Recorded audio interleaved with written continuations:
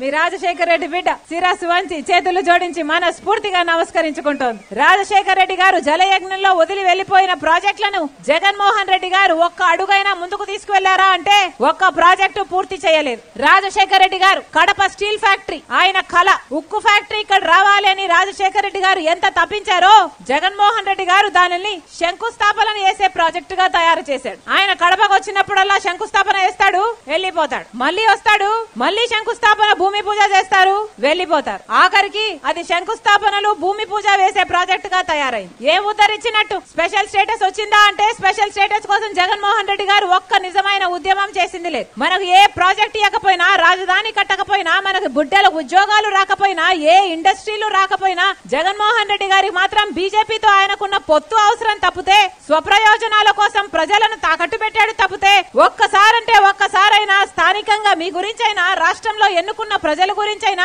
ఒక్కసారైనా ఆలోచించారా? రైతుల కోసం 3,000 కోట్లతో స్థిరీకరణ నిధి ఏర్పాటు చేస్తానన్నాడు జగనన్న గారు. రైతన్న వాడు నష్టానికి అమ్ముకోకూడదు, లాభమే పొందాలి తప్పితే అప్పులు అవ్వకూడదు అన్నారు. ఈ రోజు రైతు పరిస్థితి ఏమిటి? అసలు అప్పు లేని రైతున్నాడా?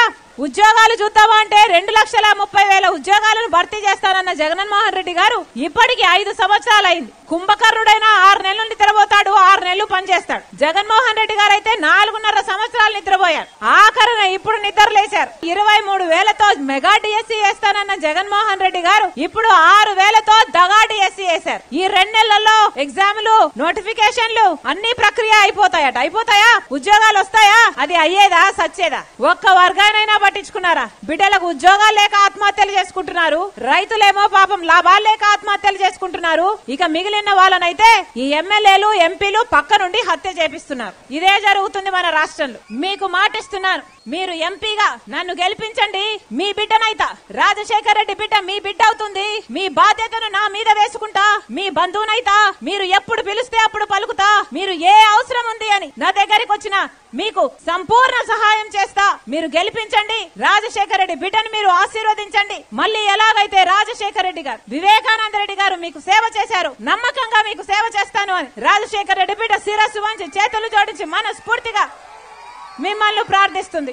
జోహార్ వైఎస్ఆర్, జోహార్ వైఎస్ఆర్, జై కాంగ్రెస్. హస్తం గుర్తుకే, హస్తం గుర్తుకే, హస్తం గుర్తుకే. అమ్మా గుర్తు మర్చిపోకండి, హస్తం గుర్తు.